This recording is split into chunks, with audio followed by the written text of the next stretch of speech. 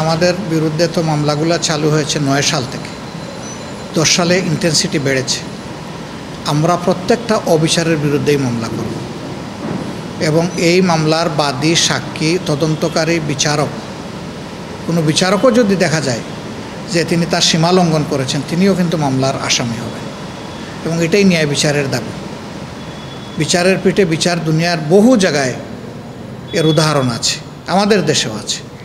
তো সেই জায়গায় তারা সত্যিকারের যারা পারপিট্রেটর, আমরা তাদের বাইরে কোনো নিরীহ মানুষের একজনকেও যাতে মামলার আসামি না করি সেই ব্যাপারে আমরা সতর্ক। এই জন্য আমরা একটু সময় নিচ্ছি। আমরা দেখে শুনে বেছে গুনে ইনশাআল্লাহ আমরা এই মামলাগুলো করব। নিরীহ কোনো মানুষ যাতে হয়রানির শিকার না হয়, সে যে দলই করুক, আওয়ামী লীগ করলো না 14 দল করলো এটা বড় কথা না। সে যদি পার্টিকুলার ব্যাপারে কোনো অপরাধ না করে তাহলে আমাদের মামলা সে আসামি হবে না। শুধু দলীয় পদবি কিংবা পরিচয়ের কারণে কেউ আসামি হবে না। এক্ষেত্রে যারা সাধারণ মানুষ অনেকে আছে যাদের রাজনৈতিকভাবে তারা রাজনৈতিক সংশ্লিষ্ট নাই, চলমান আন্দোলনে যারা মারা গিয়েছেন, শহীদ হয়েছেন, তাদের পক্ষ থেকে অনেক পরিবার দেখা যায় সেইভাবে খুব অর্থনৈতিকভাবে শক্তিশালী না। তাদের মামলা করার বিষয়ে কিংবা তাদের আইনি সহায়তার জন্য আপনারা আসলে কতটুকু সহায়তা করবেন? কেউ যদি ন্যায় বিচার পাওয়ার জন্য উদ্যোগ নেয় তাহলে দেশের জনগণের অংশ হিসাবে এবং আমাদের রাজনীতিটা যেহেতু জনগণকে কেন্দ্র করে, জনস্বার্থের জন্য, আমাদের সাহায্য যারাই চাইবে আমাদের সঙ্গতি অনুযায়ী আমরা সাহায্য করব।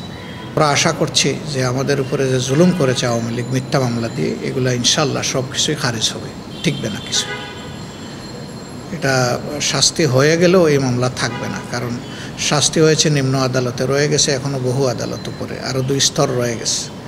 তা আমরা আশা করি যে এই প্রসঙ্গগুলো থাকবে না, শেষ হয়ে যাবে, সমাধান হবে ইনশাআল্লাহ। সঙ্গত কারণেই আলোচনা হয়েছে, শুধু আমরা করি নাই, এখানে তো সবাই মজলুম, সমস্ত মজলুম দলই করেছে। বিচার পাওয়ার তো আমাদের অধিকার আছে। আপনারা জানেন যে কথিত যুদ্ধ অপরাধের অভিযোগে যাদেরকে ফাঁসি দেওয়া হয়েছে কিংবা মৃত্যু কারাদণ্ড দেওয়া হয়েছে, তাদের উপরে জুলুম করা হয়েছে। উদাহরণস্বরূপ বলা যায় আব্দুল কাদের মোল্লা সাহেবের ব্যাপার, যে কাজটা করেছিল একজন বিহারি, মিরপুরের কসাই কাদের, তার জন্মস্থান বিহারে, মাইগ্রেট করে তারা এসেছিল তৎকালীন পূর্ব পাকিস্তানে। তাকে কসাই কাদের হিসাবে সকলেই চিনত। সেই কসাই কাদের বানানো হয়েছে আব্দুল কাদের মোল্লাকে। ওখানে দেখবেন অভিযোগে এবং পত্রপত্রিকায় আব্দুল কাদের মোল্লা ব্র্যাকেটে কসাই কাদের। তার জন্মস্থান ফরিদপুর ভাঙ্গায়। পরবর্তী পর্যায়ে ওই নদী ভাঙ্গনের কারণে তারা এখন গেছেন সদরপুরে। আর এর জন্মস্থান বিহারে এবং বসবাস করত মিরপুরে। সেই লোকটার জায়গায় এনে আব্দুল কাদের মোল্লাকে ফিট করা হয়েছে। আমরা এদের বিরুদ্ধে মামলা করব না যারা এই কাজগুলো করেছে?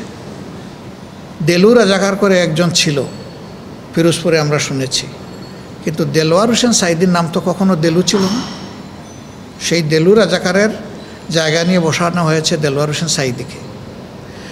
হাস্যস্কর। এই মামলার সাক্ষীরা এসে অন্ধকার রাত্রে ক্যালেন্ডার টেনে দেখা গেছে অন্ধকার রাত ছিল, সে বলছে পূর্ণিমার রাত, পরে দেখা গেছে ওই দিন অমাবস্যার রাত। অমাবস্যার রাত সে আধা কিলোমিটার দূরে থেকে আসামি চিনছে।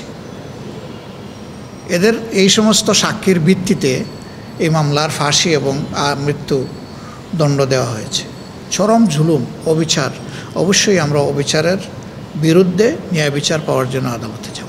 গুম এবং আয়নাগর তো আছেই, এগুলোও বাদ যাবে না, সব আসবে। কেন বাদ যাবে? প্রত্যেক নাগরিকের ন্যায় বিচার পাওয়ার অধিকার আছে।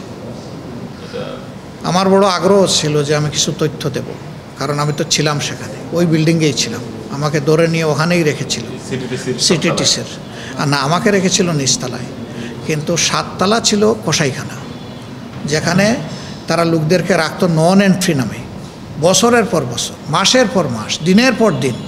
কিন্তু তারা যে ধরে এনেছে এটার কোনো এন্ট্রি নাই, স্বীকার করতো না। এরপরে নাটক সাজিয়ে হয় মেরে ফেলতো, আর না হয় দেখা গেল যে হঠাৎ করে দেখাইলো কালকে অমুক জায়গা থেকে তাকে গ্রেফতার করা হয়েছে, চালান দিয়ে দিল। এই কাজগুলোই তারা করেছে আর কি।